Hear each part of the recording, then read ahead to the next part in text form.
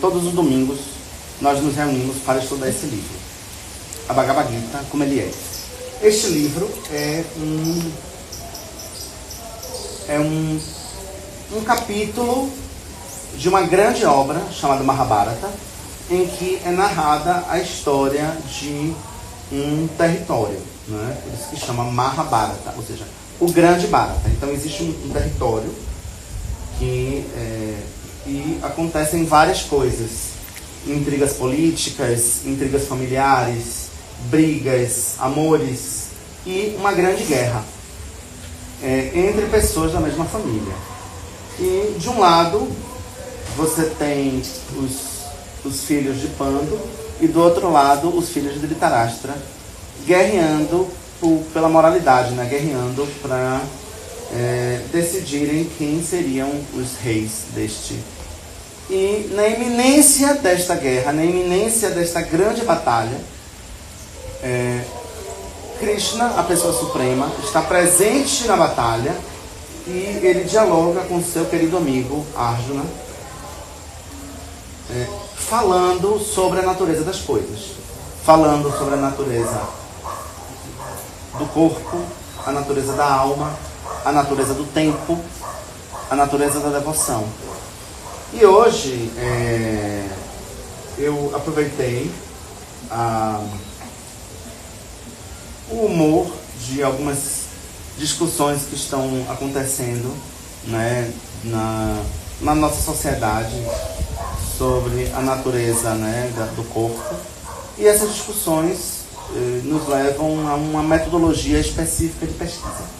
A metodologia é a seguinte: quando a gente tem alguma dúvida sobre algum assunto, nós indagamos filosoficamente para a Bhagavad Gita e a gente tenta encontrar na Bhagavad Gita o que é dito sobre esta categoria que a gente tem alguma dúvida, tá? Então, se a gente tem, por exemplo, uma dúvida sobre sacrifício, então você vai na Bhagavad Gita e estuda o que é dito sobre sacrifício. E eu resolvi pegar uma categoria, que é uma categoria externa, uma categoria material, para tentar encontrar a ciência filosófica disso. E esta categoria se chama roupa, tá? Então, na Bhagavad Gita, existe um único capítulo, que é um único verso, desculpe, que é o verso 22 do capítulo 2, em que aparece a palavra roupa. Mas antes da gente ler este verso, e a gente vai estudar especificamente, o tema de hoje é a transmigração da alma, né? Então, a natureza da identidade corpórea e a transmigração da alma. Esse é o tema de hoje. Antes de começarmos a ler, nós cantamos uma canção para que a gente medite através dessa canção.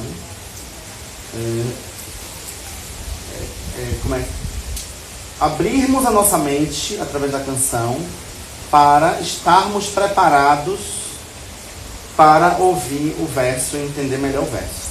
Então a canção, antes, né, da gente ler o verso, é uma forma de nos conectarmos e centrar o pensamento, o conhecimento para e também pedir a Krishna a inteligência para poder entender melhor o verso, tá?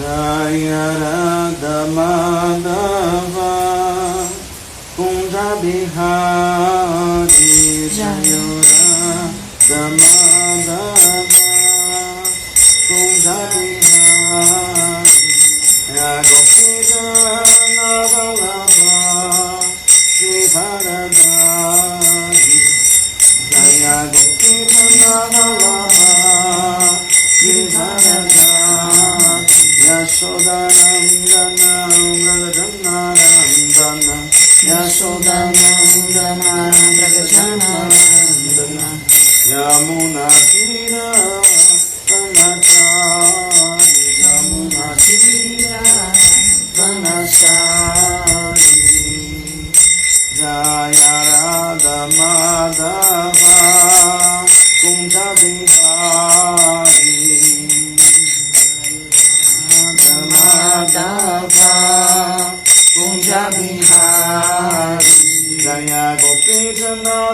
Vallabha Girivaradari Jaya Krishna Vallabha Girivaradari Yashodanandanam Vrajanarandanam Yashodanandanam Vrajanarandanam Yamunatira Vanachari Yamunatira Vanachari Hare Krishna Krishna Krishna Hare Hare Hare Rama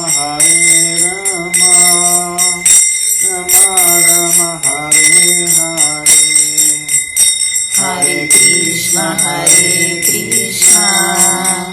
Krishna Krishna Hare Hare Hare Rama Rama Rama Hare Hare Hare Krishna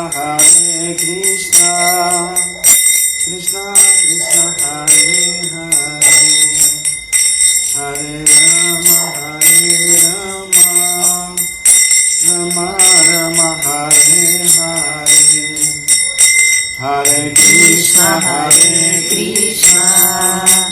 Krishna Krishna Hare Hare Hare Rama Rama Hare Hare Hare Krishna Krishna Krishna Hare Hare Hare Rama Rama Hare Hare Hare Krishna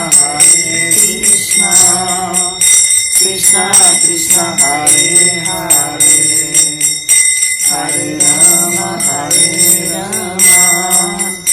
Rama Rama Hare Hare Jaya Prabhupada Jaya Prabhupada Jaya Prabhupada Srila Prabhupada Prabhupada Jaya Prabhupada Jaya Prabhupada Srila Prabhupada Jaya Prabhupada Jaya Prabhupada Jaya Prabhupada Srila Prabhupada Prabhupada Jaya Prabhupada Jaya Prabhupada Srila Prabhupada. Por favor, repitam comigo. Om Namo Bhagavate Vasudevaya. Om Namo Bhagavate Vasudevaya. Om Namo Bhagavate Vasudevaya. Om Namo Bhagavate Vasudevaya. Vamos lá. Capítulo 2, que é o resumo da Bhagavad Gita. Ou seja, no capítulo 2, você tem os tópicos, basicamente, de toda a Gita, que são apresentados aqui de diferentes formas, né? Verso 22.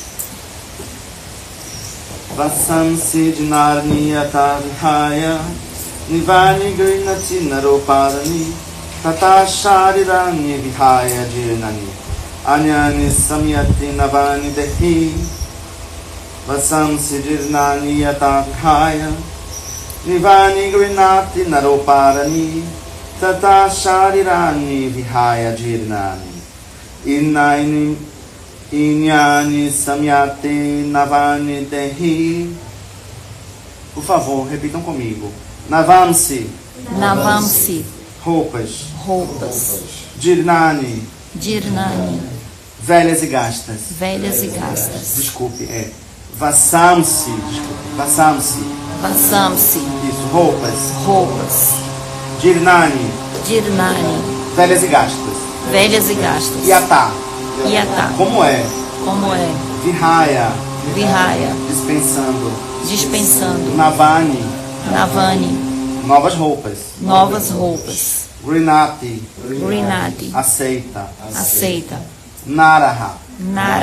Uma pessoa. Aparani. Outras. Tata.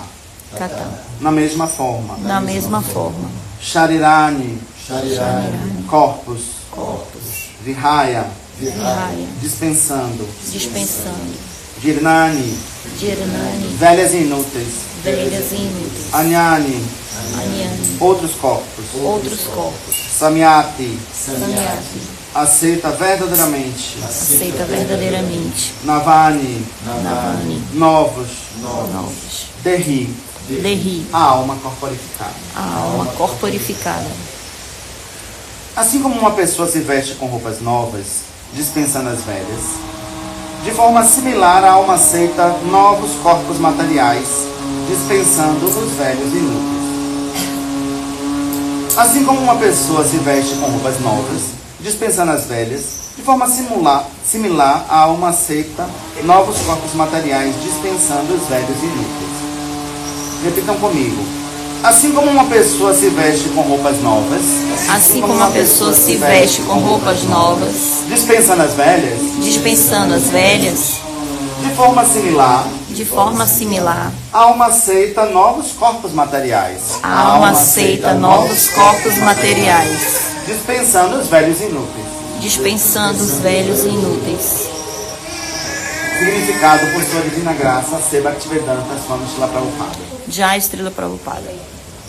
A mudança de corpo pela alma atômica individual é um fato aceito, mesmo alguns dos cientistas modernos que não creem na existência da alma, mas que ao mesmo tempo não podem explicar a fonte de energia do coração, tendem a aceitar as contínuas mudanças do corpo que aparecem da infância à adolescência e da adolescência à juventude e novamente da juventude à velhice. Gente, é uma furadeira? É. Fale lá com o Ramachandra, por favor. Da velhice, a mudança se transfere para um outro corpo. Isto já foi explicado no verso anterior. A transferência da alma individual para um outro corpo se faz possível pela graça da superalma. A superalma satisfaz o desejo da alma atômica, assim como um amigo satisfaz o desejo de outro amigo. Os Vedas, como o Mudaka Upanishad, bem como Suesatwara Upanishad, comparam a alma e a superalma a dois pássaros amigos pousados na mesma árvore. Um dos pássaros, a alma individual atômica, come os frutos da árvore e o outro pássaro, Krishna, limita-se a observar seu amigo. Destes dois pássaros, embora eles sejam idênticos em qualidade, um está cativado pelos frutos da árvore material, enquanto o outro está simplesmente testemunhando as atividades de seu amigo. Krishna é o pássaro que testemunha, e Arjuna é o pássaro que come. Embora não sejam amigos, ainda assim um é o Senhor e o outro é o servo. O fato da alma atômica ter esquecido esta relação é a causa de se mudar a posição de uma árvore para outra ou de um corpo para outro. A alma jiva luta duramente na árvore do corpo material, mas tão logo concorda em aceitar o outro pássaro como mestre espiritual supremo, como Arjuna o fez, rendendo-se voluntariamente para receber instruções de Krishna, o pássaro subordinado imediatamente se liberta de todas as lamentações. Tanto o Katha Upanishad como o Suestaswatara Upanishad confirmam isto. Samane Vrikshe Purusho Nimagno Nisaya Satachimi Mohya Manha Justam Yada Prasyati Ayam Isham Asyaya Mahimanam Iti Vitashokaha. Embora os dois pássaros estejam na mesma árvore, o pássaro que come está totalmente absorto na ansiedade e na depressão como desfrutador dos frutos da árvore. Mas, se de uma forma ou de outra ele se volta para o seu amigo que é o Senhor e toma conhecimento das glórias dele, o pássaro que sofre se liberta imediatamente de todas as ansiedades. Arjuna agora voltou-se para seu amigo eterno, Krishna, e compreende o Bhagavad Gita através dele. E assim, ouvindo Krishna, ele pode compreender as glórias supremas do Senhor e libertar-se de todas as lamentações. Aqui o Senhor aconselha que Arjuna não se lamente com a mudança corpórea de seu velho avô e seu mestre. Ele devia antes sentir-se feliz de matar os corpos deles na luta justa para que eles possam purificar-se imediatamente de todas as reações das diversas atividades corpóreas. Aquele que dedica sua vida ao altar de sacrifícios ou ao campo de batalha apropriado se purifica de imediato das reações corpóreas e se promove a um estado superior de vida. Assim não havia motivo para a lamentação de Arjuna. Já Srila Prabhupada. Já Srila Prabhupada. Om Magnanam Timirandasya Yanam Shalakaya Chakshurum Militam Jena Tasmai Shri Gurave Namaha Namah Vishnu Padaya Krishna Kristaya Bhutalesh Madhurya.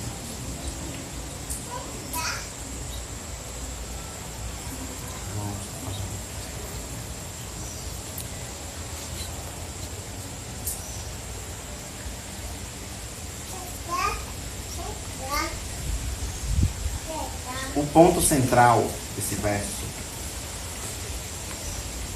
é que Krishna deixa claro que a alma, ela transmigra de corpo.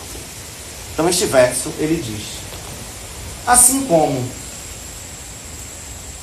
uma pessoa veste roupas novas, descartando as velhas e inúteis, da mesma forma, uma pessoa, ela aceita novos corpos, descartando os corpos velhos e inúteis.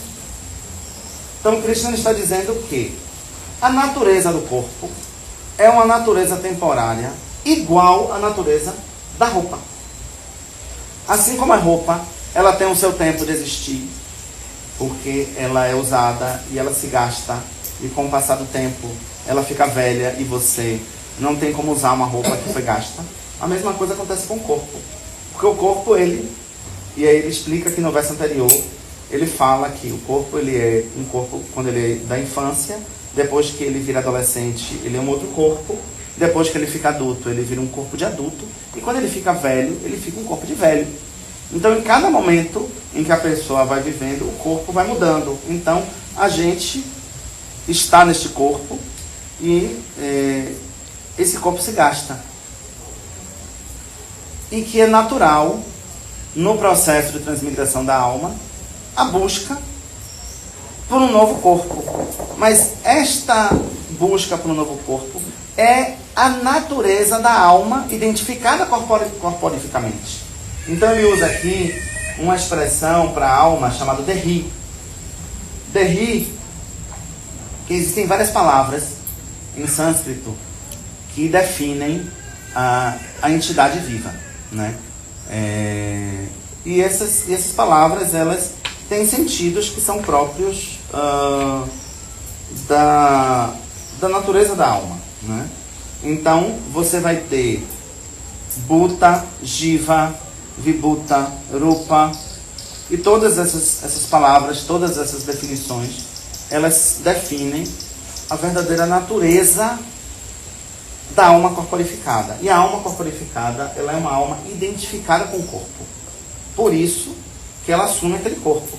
Então, o único jeito de você abandonar esta identidade é você abandonar o corpo, é você abandonar a identidade que este corpo também carrega, né? Então, este corpo, ele vai ter... Cada pessoa, quando nasce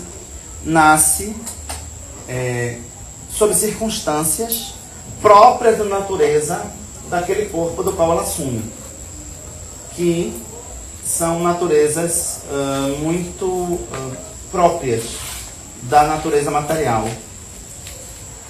O primeiro de todos é a identidade étnica e a identidade de gênero, né? Então, estas identidades, elas são identidades que a entidade viva assume no corpo material. Ela também assume uma identidade social, ela assume uma identidade profissional, ela assume uma identidade econômica, de uma classe, de um grupo, de uma etnia. Então, todas essas identidades, elas são identidades corpóreas que a entidade viva assume quando ela se encarna, né? Então, a entidade viva na sua origem Atma, na sua origem entidade viva, tanto que ele usa aqui uma expressão interessante, ele diz assim, que muitos cientistas eles falam sobre a natureza da vida, né? Então a vida é o que faz, né? A alma é o que faz o corpo ter vida. Uma vez que a alma não está mais no corpo, o corpo não tem mais condição de existir, então a alma abandona esse corpo e vai assumir, né, um outro corpo. E uma coisa interessante que trata aqui esse verso, que é o seguinte, que a roupa é algo externo, assim como o corpo. Então a gente está tratando de questões que são materiais, né? Descartamos aquilo que é velho e inútil, seja roupa ou corpo, e aceitamos o novo ou o melhor, seja roupa ou corpos novos. Então, a natureza da entidade viva, ou seja, a natureza da alma, é sempre se renovar, mas se renovar abandonando aquilo que não lhe cabe mais, aquilo que não faz mais parte da sua identidade, né? E se a gente for pensar sobre a tradução desse verso, é como se a gente estivesse dizendo assim: roupas velhas como abandonadas, outras novas aceita o homem, aceita a pessoa. Assim como corpos abandonados velhos, diferentes aceitam novos o corporificado, né? E Prabhupada, ele traduz de uma forma bem coerente, assim como a Charadeva também, que é também um dos nossos professores, né, de nossa escola, que eu vou trazer aqui o que ele comenta sobre esse verso. Que é assim: assim como alguém veste roupas novas, abandonando as velhas e antigas, a alma aceita novos corpos materiais, abandonando os velhos e inúteis. Assim como um indivíduo veste roupas novas, descartando as que estão velhas, a alma corporificada, da mesma forma, descartando corpos velhos, veste novos. Então,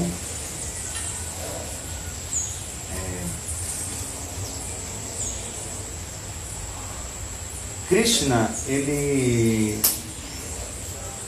quando ele fala sobre a natureza da alma corporificada, ele trata de um ponto importante.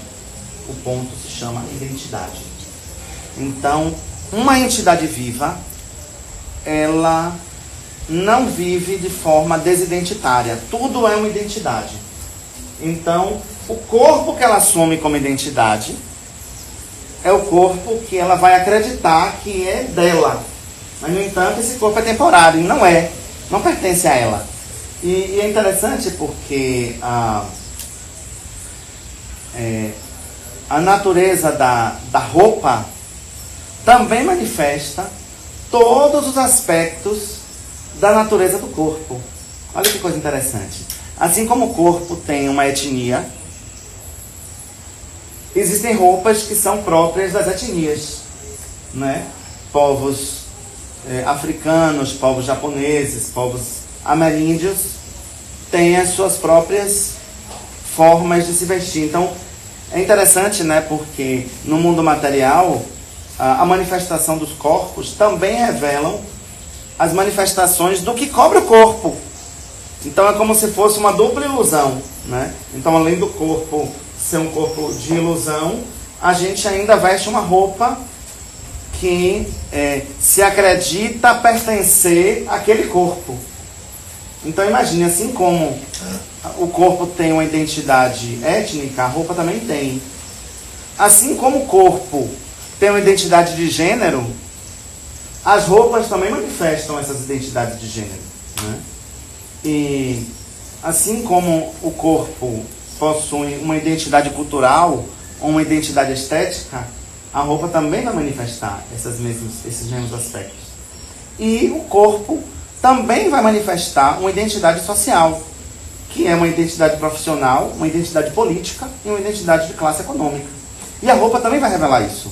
A roupa vai revelar, em certa medida, qual é a sua classe, qual é a sua profissão, né? Então é comum a gente ter, inclusive, roupas específicas para determinados tipos de corpos que ocupam certas funções. Então, nas sociedades, de uma forma geral, né, os policiais têm roupas que são próprias, né, da polícia. Os padres ou os sacerdotes ou pessoas de liderança religiosa assumem roupas também que são próprias dessas, né, identidades. E pessoas também que assumem funções administrativas ou certas funções, por exemplo, de cozinha, né? Então, existe um padrão também de aparência ou né, do qual em diferentes sociedades se usa. Então, olha que coisa interessante. A gente pode analisar aqui que Krishna, quando ele compara o corpo à roupa, é como se ele estivesse dizendo: existe algo que é um invólucro, que te involucra. Inclusive ele usa uma palavra muito interessante, que é sharirá. Inclusive nós cantamos quando a gente vai comer, né? Sharirá bijaja. Por isso, né? Quer dizer, o invólucro que a gente assume, a gente precisa alimentar, né? A gente precisa dar alimento a este invólucro. E ele usa exatamente essa expressão, né, neste verso, sharirá, sharirani, né, no sentido de plural, de invólucros. Né? E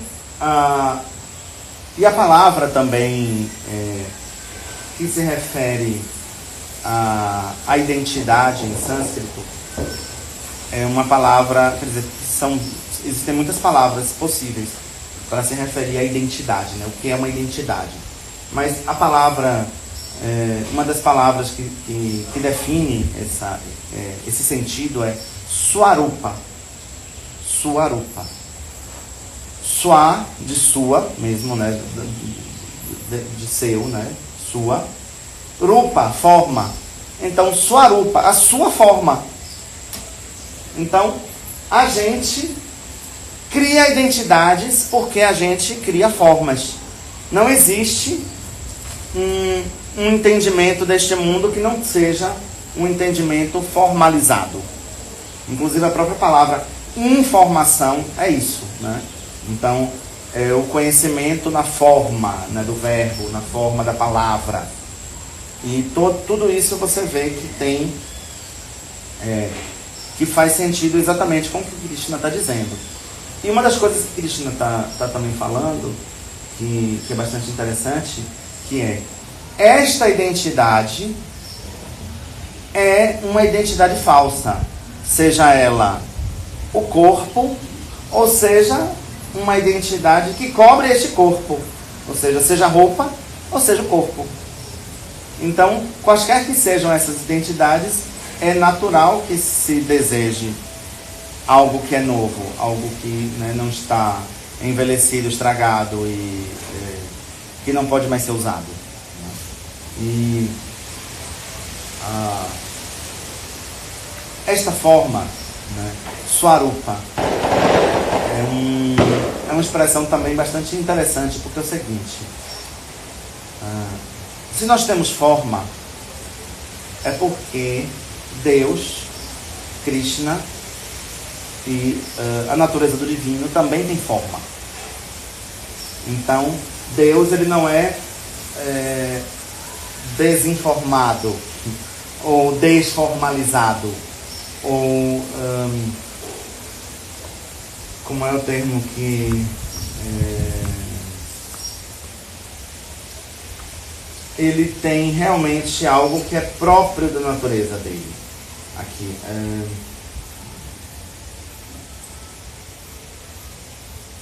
A nossa relação com Deus não é uma relação fora de uma identidade. Não é uma relação fora de uma forma. Por isto, na relação, todos nós construímos dentro da nossa sociedade uma metodologia para se relacionar. E esta metodologia é através do nome de Deus. Então, a nossa identidade, a nossa verdadeira identidade de Atma, de entidade viva, de alma espiritual, é uma identidade que a gente tem que ter muito claro. E ela não é uma identidade sem forma. Ela não é uma identidade, né, desidentitária. Ela realmente tem forma, tem nome, tem caráter, tem humores, né? E isso é revelado de forma clara nesse verso. E a metáfora que Prabhupada usa para explicar esse verso é a metáfora dos dois pássaros da árvore. Como é que é isso?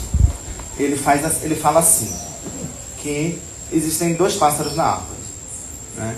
Um pássaro que está preocupado em comer o fruto da árvore, e um pássaro que só está pousado do lado do outro pássaro, observando o pássaro comer, o primeiro pássaro comer o fruto. O primeiro pássaro, ele age. Ele vai agir porque ele precisa se alimentar, ele precisa comer o fruto. E o outro pássaro não age. Ele é apenas, única e exclusivamente testemunha. Estes dois pássaros, eles são amigos. Eles são muito amigos. Eles estão um do lado do outro. Porém,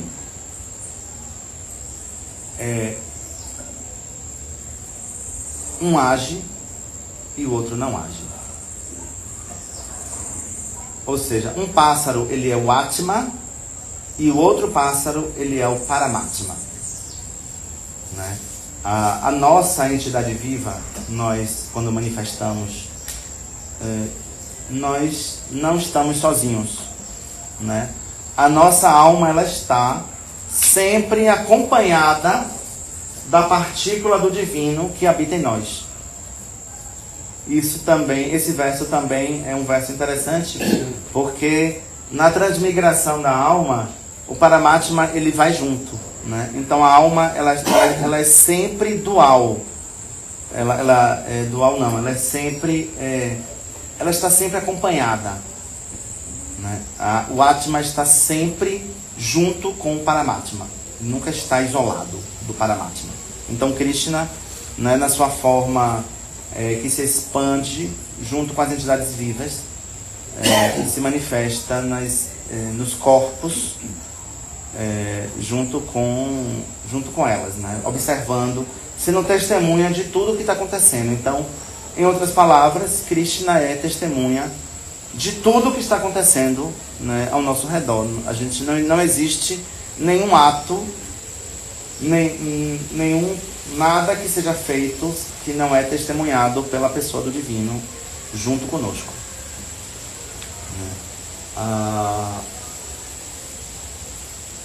E um ponto importante também da explicação de Prabhupada é o seguinte: o capítulo 1 ele é uma explicação do que está acontecendo nesse campo de batalha, né? Eu falei que estava acontecendo uma guerra, né? Uma guerra entre parentes. E na iminência desta guerra, Arjuna chega para Krishna e diz: ó Krishna, passei aí, né? Me mostra aí como é que está o cenário desta batalha. Quem é que está aí na batalha? E aí ele começa a observar, ó, tem essas pessoas, tem aquelas pessoas, tem estas aqui, estes são amigos, aqueles não são tão amigos, esses aqui são amigos daqueles, estes são amigos daquele, esse é poderoso, aquele não é tão poderoso. E aí ele começa a explicar como é que é o cenário da batalha. E Arjuna, quando ele finalmente visualiza a sua condição da batalha, ele fica completamente tomado de pesar, porque ele se dá conta de que ele vai lutar contra as pessoas que ele ama, que é o avô, que é o seu mestre de armas, que são alguns de seus primos, pessoas que ele tinha muito carinho e atenção. E naquele momento em que ele se dá conta, né, da iminência da batalha, que ele vai realmente passar por essa situação, ele fica completamente tomado de pesar. Vem sobre ele um manto de lamentação, porque ele vai matar as pessoas queridas. E aí ele diz: eu não vou lutar. Então o capítulo 2, ele começa com Krishna explicando para Arjuna: não faz sentido você se lamentar. Levante-se e lute. Você é um guerreiro. E aí Krishna começa a argumentar com Arjuna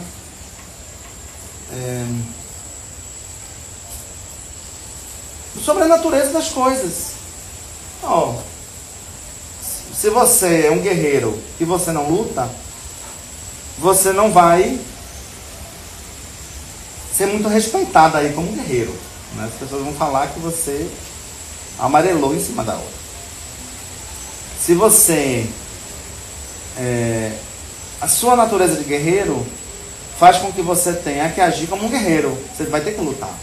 E ele começa a explicar e começa a desenvolver, como amigo querido, explicações filosóficas, científicas, para entusiasmar Arjuna e tirar Arjuna dessa condição de lamentação. E um dos argumentos que ele usa é esse, de assim como a pessoa descarta roupas velhas, a entidade viva também descarta corpos velhos inúteis. Ou seja, ele está dizendo para Arjuna que os seus parentes vão assumir outros corpos, que ele não vai conseguir matar aquelas pessoas, porque elas já estão mortas. É só o tempo que fará esse serviço.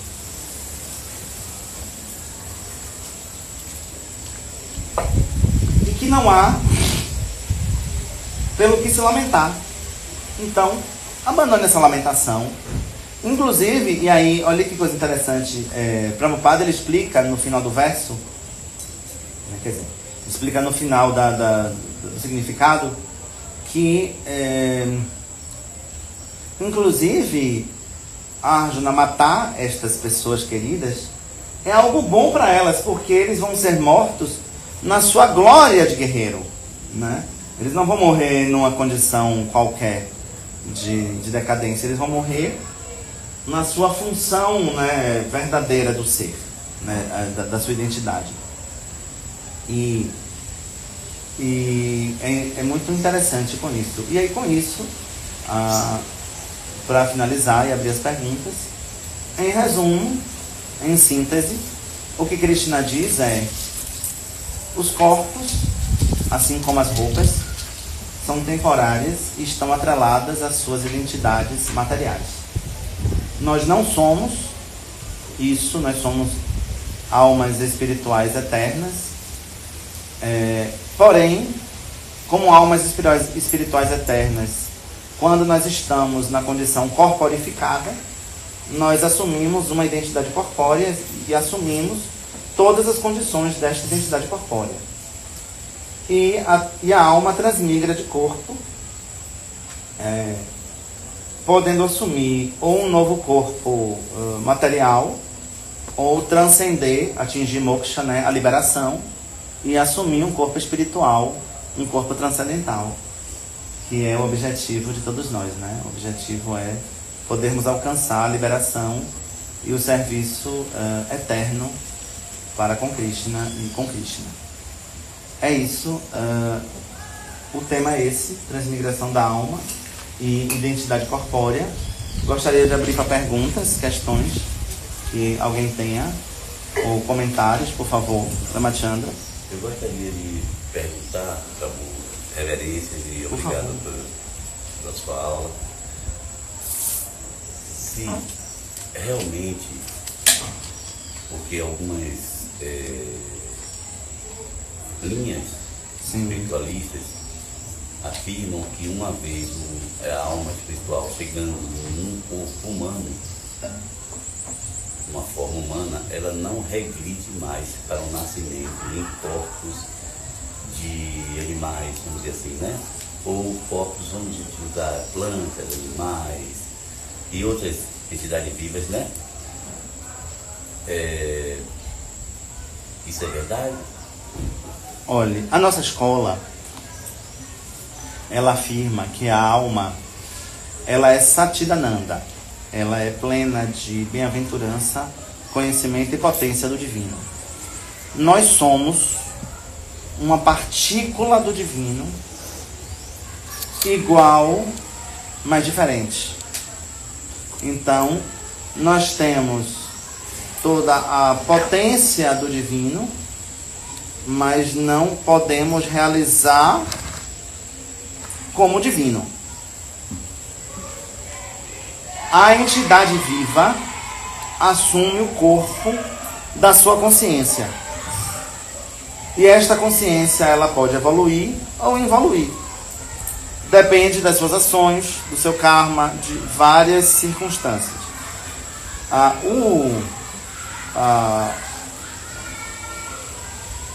nossa escola também, ela deixa claro de que o corpo humano, eu diria que é o corpo superior para a liberação, ou seja, é um corpo que está na condição maior de consciência deste mundo. Porém, nós podemos assumir diferentes corpos, inclusive fantasmagóricos, inclusive de animais. O conceito de evolução ou involução, ou, por exemplo, como a escola espírita, por exemplo, que acredita que a alma nasce como se fosse um embrião e que vai evoluindo o processo. A alma passa por um processo de evolução. Nós acreditamos que a alma é em essência evoluída. Ela é em essência já top 10. E que ela assume corpos diferentes de acordo com a necessidade, ou de acordo com o grau de consciência. O grau de consciência. O grau de consciência.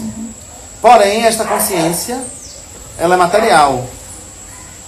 E um ponto também importante, e aí quem explica é a Charadeva, de que o processo de evolução espiritual transmigra junto com a alma. Então quer dizer que eu estou construindo o meu próximo corpo com a minha consciência atual, meu comportamento, minha consciência, minhas atividades. Sim, você vai ter que, depois de você abandonar esse, você vai ter que assumir outro corpo. Eu estou construindo. Você vai assumir outro corpo, um corpo novo. Que corpo novo é esse? Espera-se, deseja-se, inspira-se e entusiasma-se para assumirmos um corpo espiritual transcendental que não passe por tanta fome, tanto sofrimento, tantas dores e tantas doenças. Basicamente é isso. Ou seja, criamos o próximo corpo, os nossos desejos, o que nós desejamos, o que a gente mais gosta, o que mais isso. vive. E Krishna diz uma coisa interessante. Sonha, vai construindo um lugar e um corpo favorável para que eu desfrute disso que eu quero. Mas pense diferente. Pense que a gente não está construindo o próximo corpo. A gente está agindo como devemos agir neste que já temos. Sim. Que já está difícil. Você está pensando já no próximo, vai com calma. Este agora que você já está, você já tem muita demanda com ele. Que é tentar limpá-lo, que é tentar ficar lúcido, né, deste mundo difícil e tentar desenvolver a consciência do divino através das suas práticas desta vida. Então, É interessante, né, porque fala-se que o devoto, ele não deseja moksha, ou seja, ele não deseja ser liberado de fato deste mundo, porque a mentalidade dele é uma mentalidade de que qualquer que seja a condição dele desse mundo é sempre uma condição de serviço a Krishna. Então, ele vai naturalmente desenvolver essa consciência independente do seu karma, né? Então, qualquer que seja o seu tipo de corpo, ou a sua identidade corpórea, ou a sua classe econômica, ou a sua identidade cultural, ou a sua identidade étnica, ou a sua posição política, ou a sua identidade de gênero, o serviço devocional, ele é para quaisquer que sejam as identidades corpóreas. Uma pergunta aqui. Poderia explicar melhor o conceito Satchidananda? Satchidananda. Satchidananda é o Senhor Brahma, né, eu acho que, eu não vou saber te dizer exatamente qual é o capítulo, mas no verso 1 ele diz Paramaha Krishnaha Satchidananda Vigrahaha Anadiradir Govindaha Sarva Karana Karanam. Ou seja, Krishna, Ishvara, o todo atrativo, aquele que tudo controla, aquele que tem o poder sobre tudo, com as suas características Sat, Chit e Ananda, ou seja, são 3 características: pleno de bem-aventurança, pleno de conhecimento e eternidade, exatamente, pleno de eternidade. Então, este conceito, Vigraha, ou seja, a sua forma, ele tem a forma Satchidananda, eterno, bem-aventurado e autossatisfeito. Vigraha, Anadiradi Govinda. Govinda, ele protege aqueles que estão na sua posição de fragilidade, na sua posição de seres que podem ser, como é que chama? Alvo, né? Govinda, ou seja, eu vou proteger as vacas, vou proteger os bezerros. Sarva Karana Karanam, a causa de tudo que é causa, ou seja, a causa de todas as causas. Então, ele está dizendo que Krishna, na sua opulência, tem essas características. E estas características, que são as características de Krishna, também são as características da alma condicionada, né? Só que quando ela assume estes corpos, você está atrelado ao karma do corpo. Então, a sua verdadeira identidade, ou seja, Swarupa, Atma Swarupa, que é a sua forma original espiritual, ela se perde, a sua identidade ela se deturpa, porque ela acaba assumindo a identidade do corpo, que é temporário, por isso ilusório, mas não é falso, né? Tipo assim, se pegar uma faca e cortar aqui, a dor, ela existe. Não é que às vezes assim porque é uma falsa identidade, mas o corpo não é falso, o corpo ele existe, mas ele é temporário, né? Ele é ilusório porque é temporário, ele não, né? Então ele só existe por aquele tempo em que se faz aquelas ações, depois desaparece.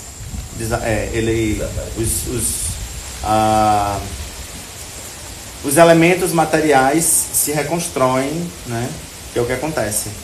Então, o ar, fogo, o éter, os elementos, eles são reconstruídos, né? Então, o que em algum momento virou cálcio, que fez seu osso, depois se quebra e vira cálcio no chão e por aí vai. Basicamente é isso. Tem mais alguma pergunta? Aqui não. Por favor. Sobre a questão da purificação, como é que ela acontece? Como é que eu purifico esse corpo? Ah, tá, perfeito. Na nossa escola, este processo de purificação, ele é uma metodologia muito objetiva. Então, a gente desenvolve uma prática chamada mantra, que significa a purificação da mente.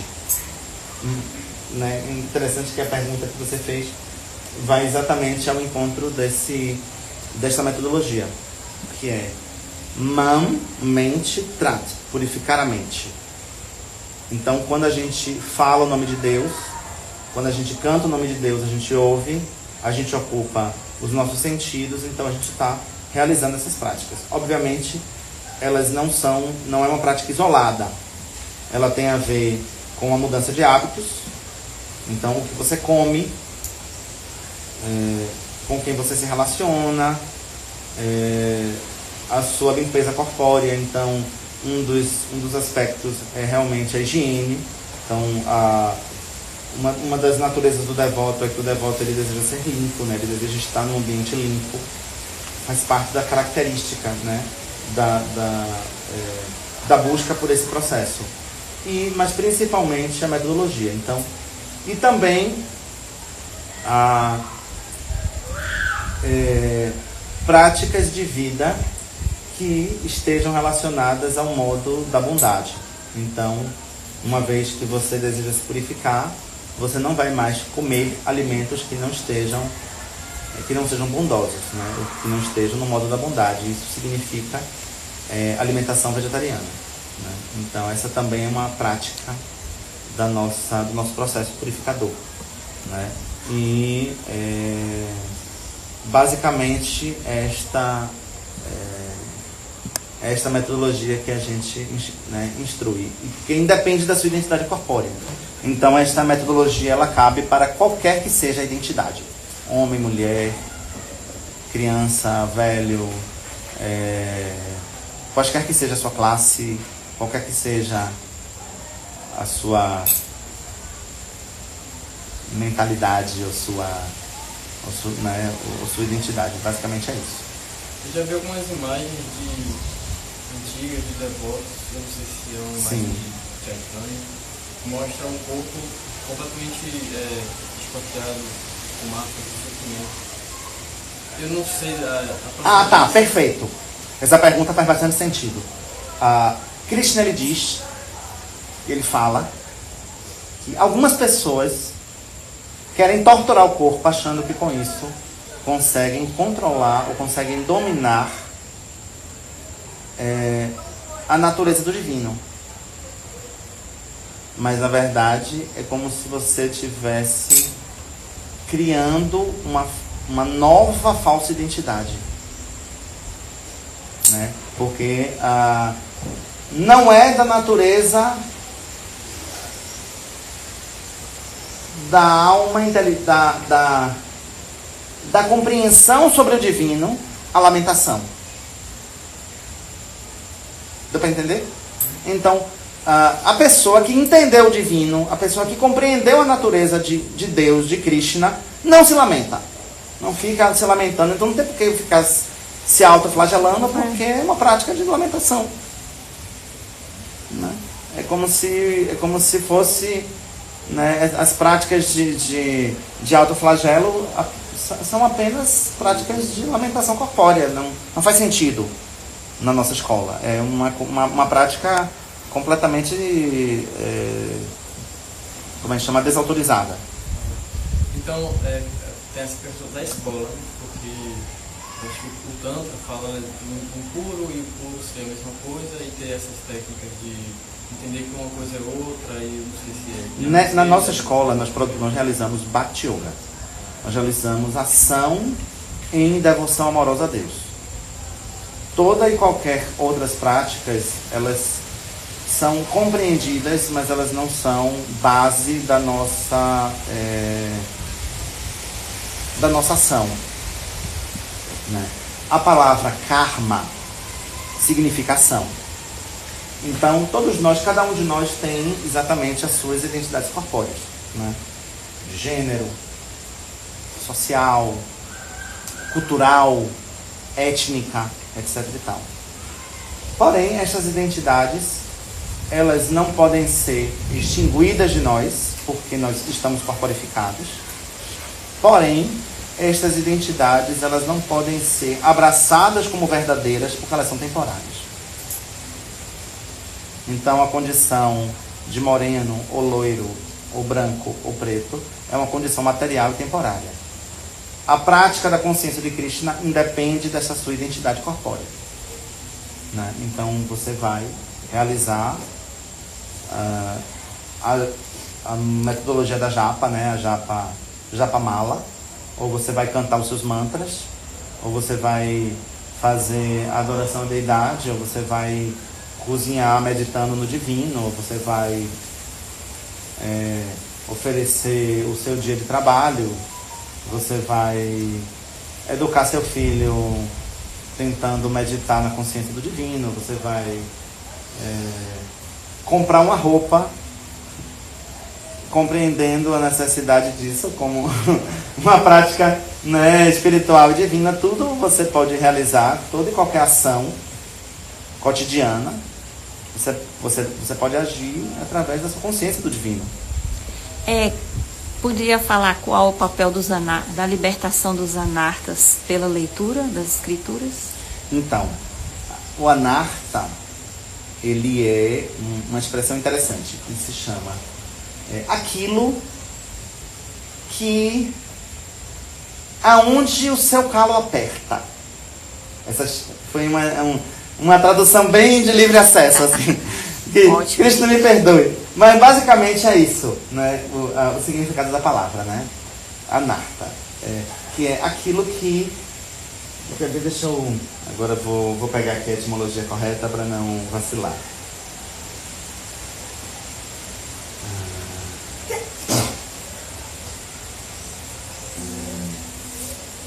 Etimologia da palavra.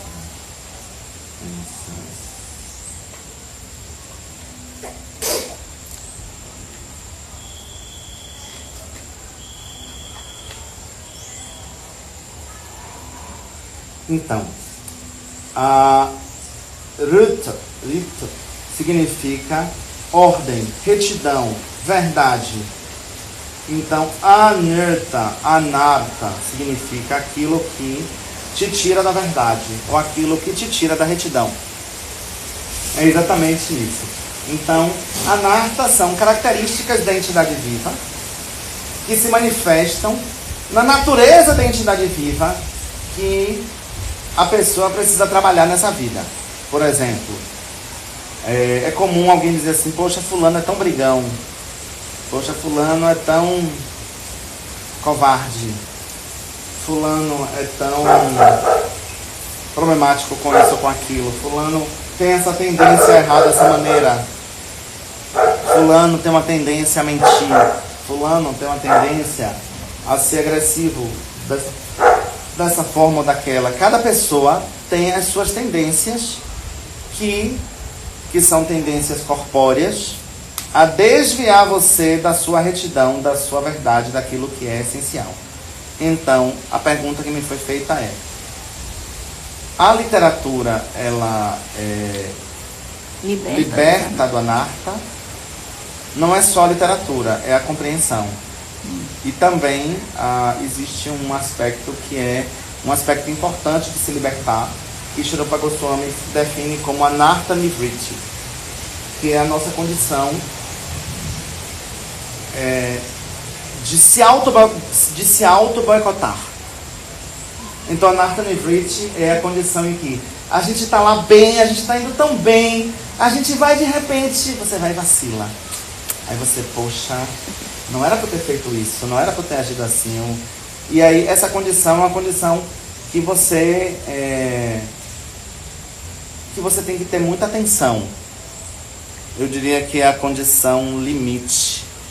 A condição limítrofe da, como é que chama? Do escorregão da vida. Né? Tem mais perguntas? Tem só a Angélica Lima, manda um abraço pro meu querido pregador. Muito obrigado. A gente está chegando agora às 12 horas. Por favor, alguém mais tem algumas perguntas? A gente precisa finalizar, por favor.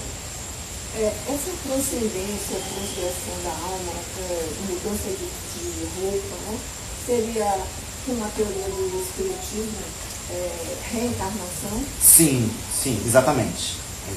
E a purificação também é parecida? Vamos lá.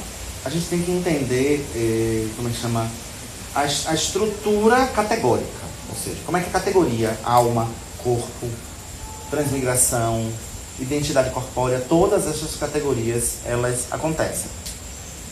O Espiritismo é uma escola que acredita que a cada novo corpo você passa por um processo de evolução.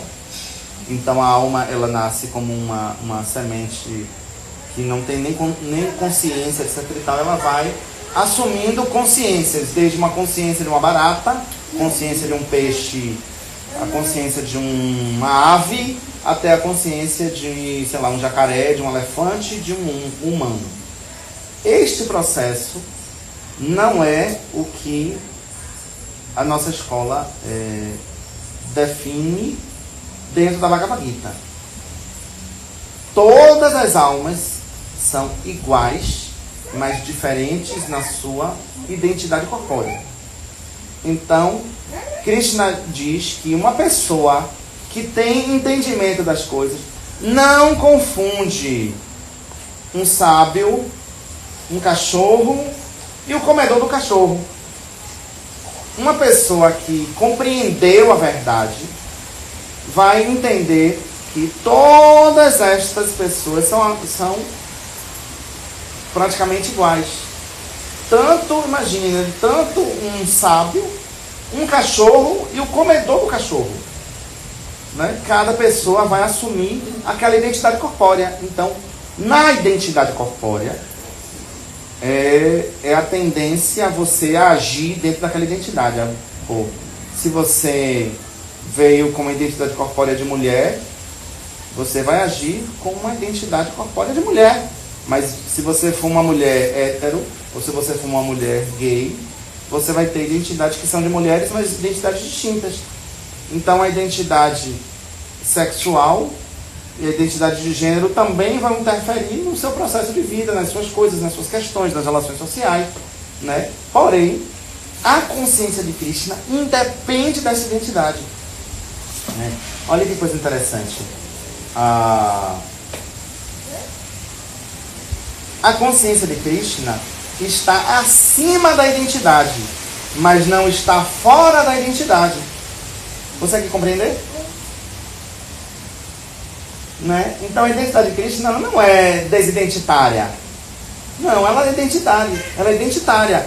Né? Tem os golpes, tem as gopas. Desculpe, eu nem me confundi, Krishna. Tem as golpes e os gopas. Né? Então também tem identidade de gênero. Né? Tem a fofoqueira e tem a tímida. Tem aquela que faz intriga e tem aquela que vai ajudar a resolver a intriga. Então mesmo nesses passatempos transcendentais, espirituais, tem essas variações, tem essas individualidades, tem essas peculiaridades, né, da natureza. Né? E eu sempre, né, como eu estava dizendo para o Ramachandra, a consciência de Krishna é maravilhoso, né? Prabhupada, ele nos diz assim, que a gente não tem que se preocupar com o próximo corpo, mas a gente tem que se preocupar com esse que a gente já veio neste corpo. Olha onde vocês estão, né? No templo Hare Krishna de Salvador, vocês estão podendo, né, ouvir e dialogar sobre a Bhagavad Gita, sobre o divino, né? Então a nossa vida já não vai ser mais igual, né? A gente não vai mais amanhã estarmos nos nossos trabalhos, nas nossas escolas com a mesma mentalidade, da mesma forma. A gente já mudou, a gente já se transformou. Só pelo fato de ter vindo aqui, estar junto, estar cantando o nome de Deus, isso já fez uma transformação em nossas vidas, né? E é basicamente isso. Eu agradeço, de fato, a presença de todos. Agradeço a Acharyadeva, a lucidez e a capacidade de falar com conhecimento E agradeço a Vyasadeva a oportunidade de sentar em sua Vyasasana e falar sobre a consciência do divino. Hare Krishna, Hare Bol, muito obrigado a presença de todos.